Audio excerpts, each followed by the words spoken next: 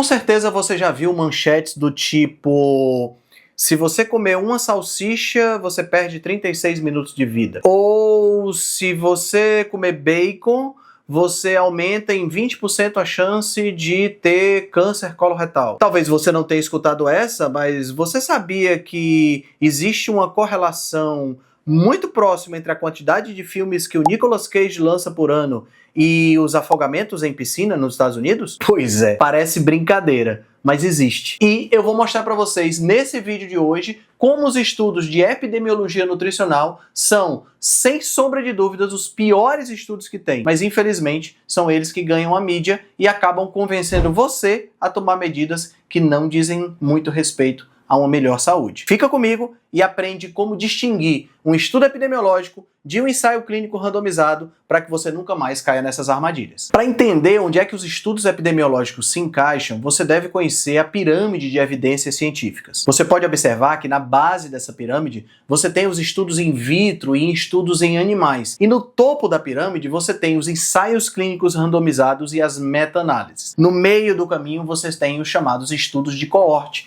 que são esses estudos epidemiológicos. O que são esses estudos? Como é que eles são feitos? Quais são as características dele para que você possa aprender a identificar esse tipo de estudo quando você estiver lendo uma manchete ou uma notícia num jornal ou numa revista. É muito importante entender, e essa é a primeira característica fundamental desse tipo de estudo, é que o estudo epidemiológico ele não pode estabelecer uma relação de causa e efeito, ele não pode estabelecer uma relação de causalidade. No máximo, o que um estudo epidemiológico pode fazer é estabelecer uma correlação. Ele não vai estabelecer uma relação de causalidade, apenas uma correlação. Ou seja, duas coisas caminham junto, mas isso não significa que uma coisa cause a outra. Por exemplo, você já deve ter ouvido falar, e eu falei isso no começo do vídeo, que comer bacon aumenta a chance de câncer coloretal em 20%. O grande problema, desse tipo de afirmação é que esse número 20% é um número que chama muita atenção. 20% é um quinto, Então, as chances de você ter aumentam em um quinto, 20%. É muita coisa. Mas espera aí, vamos analisar direitinho isso. Quantas pessoas possuem ou acabam contraindo câncer coloretal ao longo de suas vidas? As estatísticas mostram que são 5 pessoas em cada 1000 pessoas. Portanto, 0,5%. Se eu tenho de cada 1000 pessoas 5 com câncer coloretal, se eu comer bacon todos os dias, a minha chance de pegar câncer coloretal sai de 5 em 1000 para 6 em 1000. Como assim, Henrique? De onde foi que você tirou essa uma pessoa a mais? 20%. 20% de 5 é 1. Então eu saio de 5 pessoas em 1000 para 6 pessoas em 1000. Em outras palavras, eu aumento a minha chance de 0,5% para 0,6%. Não parece um número muito assustador quando você coloca dessa forma, Pois é, os estudos epidemiológicos eles são mestres em fazer esse tipo de manipulação. Manipulação estatística para chamar a atenção em algo chamado risco relativo, que nós vamos falar já sobre essa questão. Eles manipulam a estatística para que chame a atenção. E é exatamente por isso que a mídia cai em cima dos estudos epidemiológicos no sentido de divulgá-los. Porque é muito interessante divulgar esse tipo de estudo. Você concorda comigo que não cairia bem eu divulgar assim? Olha, existe uma chance de você pegar câncer coloretal que aumenta de 0,5% para 0,6%.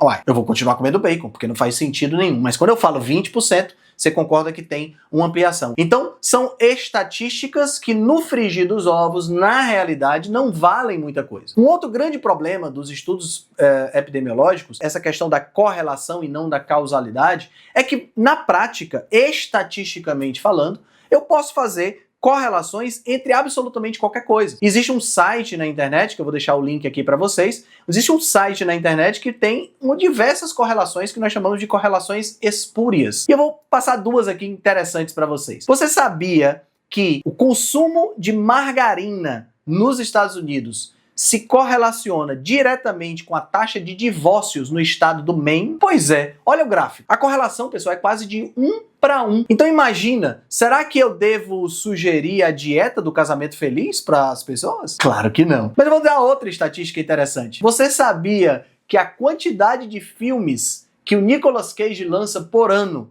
se correlaciona diretamente com a quantidade de mortes de afogamento na piscina? Olha o gráfico. Parece piada quando a gente fala disso. né? Então, se eu fosse, por exemplo, secretário de saúde dos Estados Unidos, eu baniria o Nicolas Cage. Ele não poderia mais fazer filme, porque assim eu estaria protegendo as pessoas de se afogar na piscina. Óbvio, pessoal, que esse site, ele pega aspectos que não tem nada a ver uma coisa com a outra, faz a correlação exatamente para mostrar o quão idiotas são os estudos epidemiológicos. Não existe uma correlação entre a quantidade de filmes do Nicolas Cage, uma correlação de causalidade, entre a quantidade de filmes do Nicolas Cage e as mortes por afogamento em piscina. Isso é óbvio. Mas quando se fala em estudos epidemiológicos, quando se fala, por exemplo, em bacon e câncer coloretal, quando se fala, por exemplo, em salsicha e diminuição da vida, esse tipo de estudo já fica com uma roupagem diferente, né? E parece haver uma relação de causalidade. Relação essa que não existe. Mas antes da gente entrar nessa questão de correlação e causalidade, quando é que você poderia, de repente, inferir isso, que são os famosos critérios de Bradford-Hill, deixa eu falar um pouquinho sobre risco relativo e risco absoluto. Quando você lê um estudo epidemiológico, você vai observar que o estudo epidemiológico, ele coloca, por exemplo, vamos pegar esse exemplo do bacon, né, que eu acabei de citar. Bacon aumenta em 20% a chance de câncer de colo retal. Esse estudo, ele vai mostrar lá um risco aumentado de 20%, né? Isso a gente chama de risco absoluto. No estudo, isso vai aparecer como um risco de 1,2. O que é 1,2? Se o risco fosse 1, significa que não tem nem aumento nem diminuição. Então nós estaríamos aí na mesma medida. Por exemplo, tomar água não aumenta o risco de câncer. Então o estudo apresentaria como risco relativo igual a 1. Se por acaso você tivesse uma diminuição do risco de câncer, então seria menor do que 1. Então, por exemplo, a gordura saturada está associada a uma menor incidência de doenças cardiovasculares. Vou colocar aqui para vocês o card, onde eu falo sobre esse assunto, né? O estudo Pew mostrou isso. Então, quando você observa, essa correlação ela é de 0,86%, ou seja, 86 menos 0,86, 86%, então ela é menor do que 100%, portanto 14% de proteção, né? Então a gordura ela seria protetora nesse sentido. No caso aqui do bacon, a correlação ela é de 1,18, 1,2, vamos arredondar. Então ela estaria acima do limiar do 1, portanto um aumento de 20%. Isso que eu estou falando para vocês é o que nós chamamos de risco relativo. Em termos de definição, o risco relativo é a probabilidade de um evento ocorrer entre pessoas expostas a um fator de risco e em relação àquelas que não estão expostas. Então, no caso específico aqui do bacon, né, eu já falei esses números antes, vou repetir para vocês. No caso específico do bacon, de cada 1.000 pessoas, 5 têm o risco de contrair câncer coloretal. Se eu tenho um aumento de 20%, em relação às pessoas não expostas, né? Então o risco relativo de 20%, eu tenho então de cada 5, eu vou passar a ter cada 6. A questão é exatamente essa. Não se chama muita atenção quando você fala em números tão reduzidos, 0,5% para 0,6%. Então, essa manobra estatística é feita exatamente para jogar esse número lá para cima e você ter a perspectiva de acreditar naquela manchete com muito mais veemência. Por 20% é um quinto, então acaba fazendo muito sentido você parar de comer bacon por conta disso. Isso é uma manobra estatística, tá certo? Uma manobra para chamar atenção, uma manobra que nós chamamos de clickbait, exatamente para fisgar você com relação a essa manchete e você acabar entrando na reportagem e acabar dando anúncios, né, para aquele site que está divulgando esse tipo de mídia. Isso é muito comum dentro da epidemiologia nutricional. Agora, existe a possibilidade da epidemiologia nutricional ela ser algo que estabeleça uma relação de causalidade? Sim, existe. E para isso nós vamos estudar os critérios de Bradford-Hill. Sir Bradford-Hill foi um dos pesquisadores responsáveis por entender que o cigarro estava relacionado a um aumento da incidência de câncer de pulmão. Ele foi um dos pesquisadores que realizou um estudo epidemiológico para encontrar essa correlação. Veja, pessoal, estudos epidemiológicos eles podem ter sua importância. No caso do cigarro fica bem claro isso. Não dá pra gente fazer um ensaio clínico randomizado, que eu vou falar sobre eles daqui a pouco, dividindo 2 grupos de pessoas, um grupo que fuma, um grupo que não fuma. Na realidade, eu pegar, por exemplo, adolescentes de 15 anos, dividir em 2 grupos, um grupo de adolescentes vai fumar, o outro grupo não, e a gente acompanha ao longo do tempo. Não faz sentido. Eticamente, não seria um estudo plausível. Então, para isso, a gente acaba tendo que fazer estudos epidemiológicos. Então, o que é que aconteceu? O Sir Bradford-Hill, ele observou que existem algumas características específicas em estudos epidemiológicos que aumentam a probabilidade de você ter uma relação de causalidade. Mesmo se o estudo acompanhar todos os 9 critérios de Bradford-Hill, a gente mesmo assim não tem certeza absoluta de que há uma relação de causalidade. Na realidade, pessoal, em termos de ciência, a relação de causalidade é uma coisa muito difícil de você obter, até mesmo com ensaios clínicos randomizados. A gente tem uma ideia mais forte, mas a gente não tem certeza absoluta de 100%. Ciência não é feita dessa forma. Então vamos lá. O primeiro conceito, o primeiro critério de Bradford-Hill que precisa passar para que você possa ter uma relação de causalidade mais provável é o chamado força da associação, tamanho do efeito, tá? Então, um efeito pequeno não significa que não haja uma questão de causalidade, mas a probabilidade de haver a causalidade é muito menor. Então, eu vou dar 2 exemplos para vocês poderem entender. O efeito do cigarro em aumentar o câncer de pulmão varia de 2.000 a 3.000%, ou seja, 200 a 300 vezes maior. Então, se eu fumo, eu tenho uma chance de 200 a 300 vezes maior de ter câncer de pulmão. No entanto, se eu comer carne vermelha, a minha chance de ter câncer de pulmão é 17 vezes maior. Ou seja, não chega nem a ser 2 vezes maior. É 1,17 vezes maior. Então, dá para perceber, com essa diferença de magnitude tão grande, que é muito mais provável de haver uma relação de causa e efeito entre o cigarro e o câncer de pulmão do que entre a carne e o câncer de cólon, né, o câncer coloretal. Essa proporção, pessoal, é muito importante ficar clara. E aí, você já aprendeu que o risco relativo de 17%, ele é desprezado. Na realidade, pessoal, estatisticamente falando, 17%, ou seja, lá no estudo epidemiológico você vai ver 1,17, né? Vocês já entenderam isso? 17% é algo que você nem considera. É ruído estatístico. É uma confusãozinha que acontece nos dados e que você não tem como estabelecer nenhum tipo de relação. Então a gente só vai, quando a gente estiver analisando um estudo epidemiológico dessa natureza, eu preciso encontrar números maiores do que 2, ou seja, um aumento de pelo menos 100%. 2 vezes mais em relação à pessoa que não usa. Então, eu preciso de encontrar um risco relativo de pelo menos 2, pelo menos 100%, né, para que eu possa correlacionar e ter uma certa medida de causalidade. Menor do que 2, esquece, não faz tanta diferença. Maior do que 2, chama atenção, vamos para os outros critérios para poder entender. O segundo critério de Bradford-Hill é o da consistência, ou seja, da reprodutibilidade. Esse tipo de efeito que eu estou analisando, ele é reproduzido, ele é reproduzível em outros lugares? Por exemplo, a associação entre longevidade e um menor consumo de carne. Essa associação ela existe em determinados países. Existe em todos os países? Não. A gente sabe, por exemplo, que Hong Kong tem uma das maiores médias de consumo de carne e, no entanto, uma das maiores longevidades. Isso mostra que a carne não está associada negativamente à longevidade. Possivelmente, o consumo maior de carne em Hong Kong tem a ver com um poder financeiro maior. E em outro país, como é o caso dos Estados Unidos, por exemplo, tem a ver com o consumo de fast food tudo junto.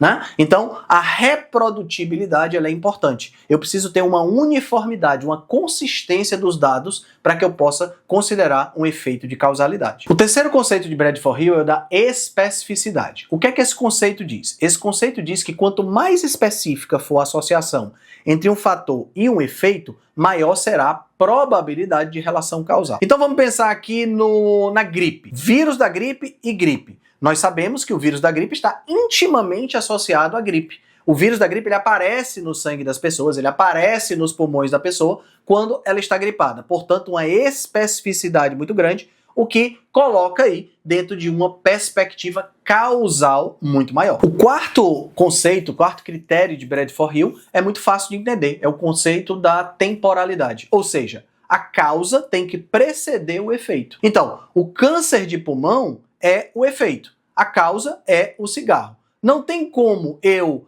colocar uma relação de causalidade se o câncer de pulmão surgiu antes da pessoa fumar, né? Não faz nenhum sentido eu usar essa relação de causalidade. Por quê? Porque o efeito aconteceu depois da causa. Então esse é o mais fácil de entender. A causa precisa preceder o efeito. O quinto critério de Bradford-Hill é o critério do gradiente biológico, ou relação dose-resposta. Quanto mais de determinada substância eu ingiro, maior vai ser a incidência daquela doença. Então, por exemplo, se eu pegar o indivíduo que consome um cigarro por dia, ele vai ter um risco pequeno da doença do câncer do pulmão. Se eu pegar o indivíduo que consome uma carteira de cigarros por dia, ele vai ter uma incidência muito maior. Esse é um efeito dose-resposta. Existem alguns estudos que mostram, estudos epidemiológicos que mostram uma coisa muito interessante. Se o cara come pouca carne, ele tem pouco efeito. Se o cara come um pouco mais de carne, ele tem o efeito. E se o cara come muito mais carne, o efeito cai. Obviamente, a carne não está relacionada em termos causais nesse aspecto que está nesse estudo. Então é importante entender isso, tá? Para você utilizar esses critérios como base para análise dos estudos, o efeito ele tem que ser crescente, porque quanto maior a incidência da substância, maior vai ser o efeito. Carne vermelha não está relacionada com determinados tipos de doença, porque pouco causa um efeito pequeno, muito causa um efeito maior, mas muito causa um efeito menor. Então não faz sentido nenhum culpar a carne nesse exemplo. O sexto critério de Bradford-Hill é a plausibilidade. Precisa haver um mecanismo plausível para a formulação da causa em relação ao efeito. Se esse mecanismo plausível não existir por conta da limitação do conhecimento atual, isso não significa que não haja causalidade, mas esse mecanismo plausível precisa vir a ser conhecido, né? Esse mecanismo precisa ser plausível, né? E precisa ser observado na realidade. Não adianta você ter um mecanismo muito espetacular, mas esse mecanismo não se revelar na prática como um mecanismo que realmente funciona. Precisa haver também o sétimo critério de Bradford-Hill, precisa haver a coerência. O que é a coerência? Outros tipos de estudo precisam corroborar com o estudo epidemiológico. Por exemplo, existem vários estudos epidemiológicos que correlacionam a carne vermelha com o diabetes. Estudos epidemiológicos, portanto, correlacionam. No entanto, existem ensaios clínicos randomizados e meta-análises de ensaios clínicos randomizados que mostram que carne vermelha não está ligada, não está correlacionada com o diabetes. Veja, ensaios clínicos randomizados, aqueles onde há uma intervenção, são superiores do ponto de vista hierárquico aos estudos epidemiológicos. Então, os estudos epidemiológicos, nesse caso especificamente, não se traduzem em verdade, porque os ensaios clínicos randomizados mostram o contrário. É importante entender, e aqui dentro desse tópico eu gostaria de citar isso, que os estudos epidemiológicos, pessoal, eles podem sim ter um determinado valor. Eles podem ter, número 1, o valor de levantar uma hipótese. Então, se eu observo uma correlação na epidemiologia, eu posso, a partir dessa correlação, eu posso desenvolver um ensaio clínico randomizado para ver se essa correlação se sustenta na prática. Então eu levantei uma hipótese com um estudo epidemiológico. E eu posso também refutar uma hipótese com um estudo epidemiológico. Por exemplo, se fala muito por aí que a carne vermelha está intimamente relacionada com doenças cardiovasculares. Em outras palavras, a carne vermelha seria uma causa de doenças cardiovasculares. No entanto, quando nós observamos a epidemiologia, como vocês podem ver nesse gráfico, a epidemiologia mostra que o consumo de carne vermelha está diminuindo enquanto as doenças cardiovasculares estão aumentando. Ora, se o consumo de carne vermelha está diminuindo e as doenças cardiovasculares estão aumentando, eu estabeleço aí que não há uma correlação direta. Porque para as doenças cardiovasculares aumentarem, o consumo de carne vermelha também deveria aumentar se as duas estivessem correlacionadas e fosse uma relação de causalidade. Então, o estudo epidemiológico ele pode reverter, ele pode refutar uma hipótese nesse tipo de situação. O oitavo critério de Bradford-Hill é a experiência, ou seja, muitas vezes eu posso fazer estudos experimentais para tentar corroborar aquele estudo epidemiológico. Eu posso tentar fazer um ensaio clínico randomizado em humanos, mas se eu não conseguir fazer um ensaio clínico randomizado em humanos, eu posso de repente fazer estudos em animais, né, estudos in vitro, que embora tenham um nível inferior do ponto de vista de hierarquia dos estudos científicos, tem a perspectiva de corroborar com a epidemiologia e, consequentemente, aumentar a probabilidade da causalidade. O uso de analogias é o 9º critério de Bradford-Hill.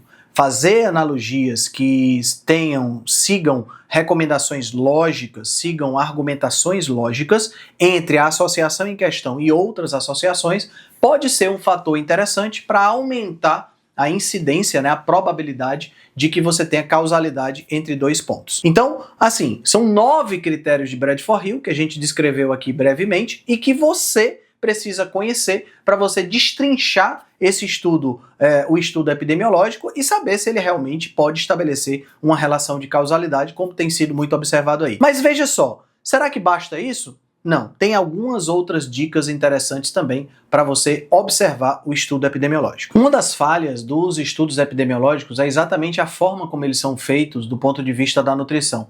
Eles são feitos com questionários de frequência alimentar, os QFFs. Os questionários de frequência alimentar, eles têm diversos problemas. O primeiro problema é justamente o fato de ser um questionário que vai ser respondido por uma pessoa que não está ganhando nada com isso, e não são questionários curtos. Imagina você responder um questionário de 100, 150 questões, e responder tudo exatamente da forma como deveria responder.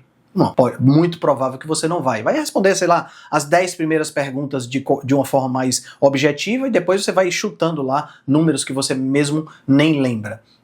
Outro dia, ainda na época da graduação de nutrição, estávamos discutindo uma tese de mestrado onde a pessoa estava verificando a relação entre o uso de cafeína e a amamentação. E o questionário tinha 72 perguntas e foi feito para mulheres que estavam entre o 1º e o 7º dia de puerpério. Quando eu vi isso, eu fiquei, como assim?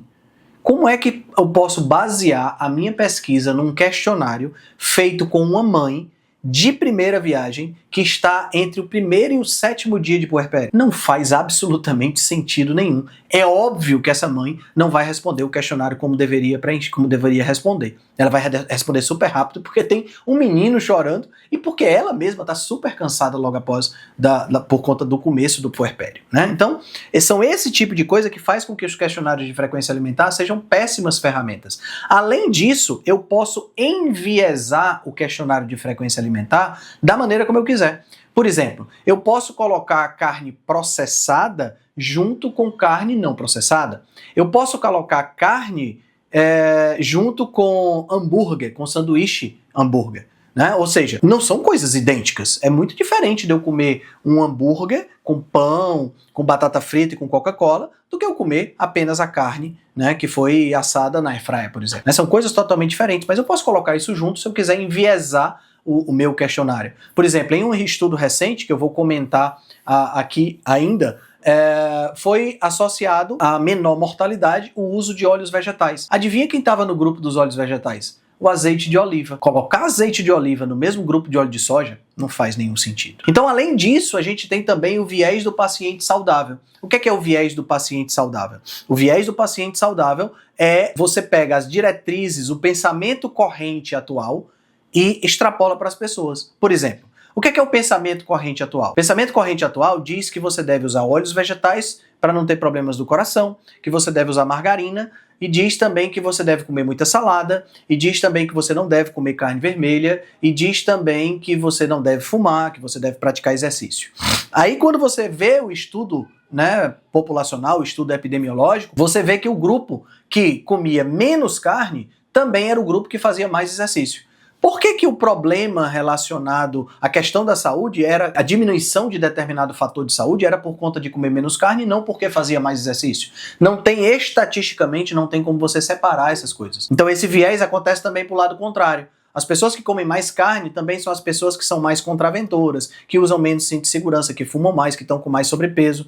Isso é muito fácil de você detectar quando você está observando um questionário de frequência alimentar. Então esses questionários, eles são péssimas ferramentas para investigar. Isso, pessoal, sem contar talvez o básico, que é eu ter que me valer de dados subjetivos de uma pessoa que está respondendo um questionário.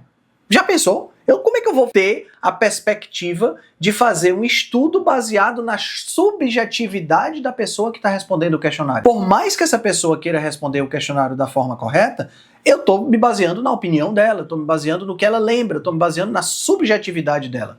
E isso não deveria nem ter a perspectiva de ser levado em consideração. Bom, e como fazer para identificar e conseguir trabalhar essa questão do estudo epidemiológico para você não cair em armadilhas? Pessoal, a dica mais básica de todas é você identificar se é um estudo epidemiológico ou não. Normalmente isso vem identificado no título do texto, tá certo? Então, o ensaio clínico randomizado vai estar lá escrito ensaio clínico randomizado, né?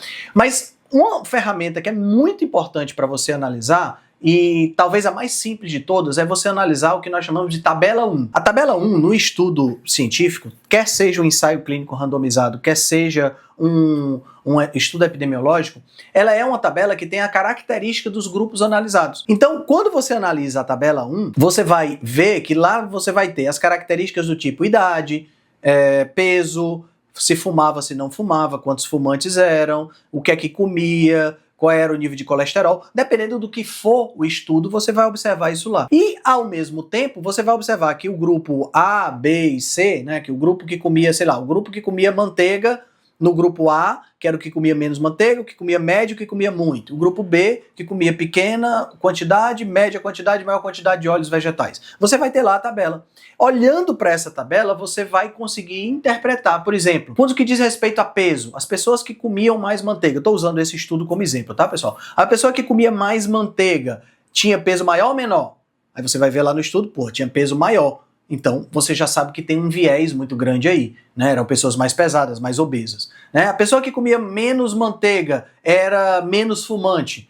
Outro viés importante também. Então, você consegue, na tabela 1, né? Deixa eu mostrar para vocês uma tabela 1. Pronto, essa é a tabela 1 que vocês estão vendo. Na tabela 1, você consegue, então, identificar direitinho essas questões. É claro, você precisa saber inglês, você precisa ter acesso ao estudo original, né? Isso é importante, né, se você quiser ter uma análise um pouco mais aprofundada. Uma outra coisa que você pode fazer também é entender se é ou não um ensaio clínico randomizado. O ensaio clínico randomizado, pessoal, ele é obrigatoriamente um ensaio intervencional.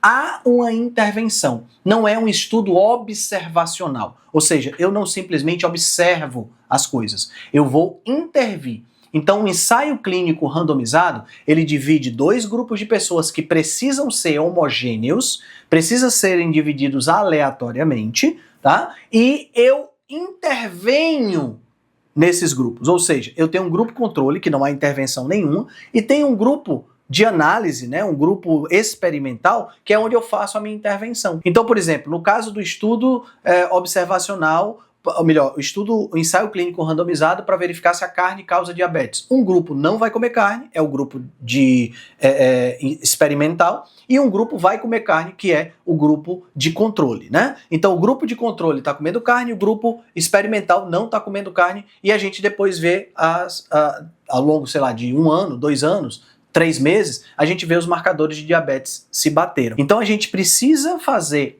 essa intervenção para a gente poder entender melhor se aquilo ali é um efeito de causalidade ou não. E distinguir o estudo epidemiológico do ensaio clínico randomizado é fundamental. Como é que você consegue fazer isso? Muitas vezes pelo título, pela tabela 1 e lendo um pouco a respeito do trabalho na própria estrutura do trabalho. Normalmente, ensaios clínicos randomizados são muito caros, portanto, a população do ensaio clínico randomizado é pequena.